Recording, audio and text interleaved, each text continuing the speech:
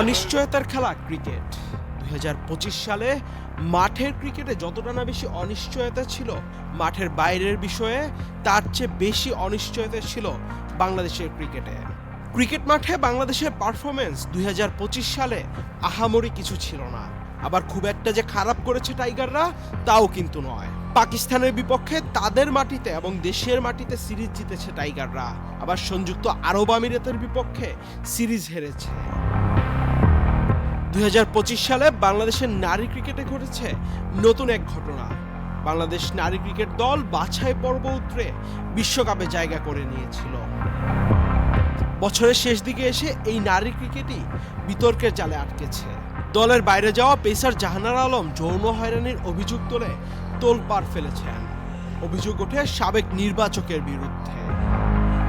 গত বছর বিসিবির নির্বাচন নিয়েও জল কম ঘোলা হয়নি। নির্বাচনে সরকারি হস্তক্ষেপের অভিযোগ তুলে এক পক্ষ নির্বাচন বর্জন করে। নির্বাচন থেকে সরে দাঁড়ান জাতীয় দলের সাবেক অধিনায়ক তামিম ইকবাল। নির্বাচনে জয়লাভ করে বিসিবির নতুন সভাপতি নির্বাচিত হন বাংলাদেশ জাতীয় দলের সাবেক অধিনায়ক আমিনুল ইসলাম বুলবুল। গত মৌসুমে বিপিএল এর ফিক্সিং নিয়ে করা তদন্ত প্রতিবেদনের সুপারিশের ভিত্তিতে এবারের বিপিএল থেকে সন্দেহভাজন বেশ কয়েকজন খেলোয়াড় ও কর্মকর্তাকে বাদ দেওয়া হয়েছে। এদিকে চলমান বিপিএল যে খুব ভালোভাবে এগুচ্ছে বা গোছানোভাবে এগুচ্ছে তাও কিন্তু নয়। শেষ মুহূর্তে চট্টগ্রাম রয়্যালসের ফ্র্যাঞ্চাইজির মালিকরা টুর্নামেন্ট থেকে সরে দাঁড়ানোয় বিসিবির দায়িত্ব নিতে হয় সেই দলটির। বছরের একদম শেষ দিকে ঢাকা ক্যাপিটালসের কোচ মাহবুব আলী জেকির মৃত্যু এবং এর আগে একজন ফিজিওকে মাঠেই হারিয়েছে বাংলাদেশ ক্রিকেট।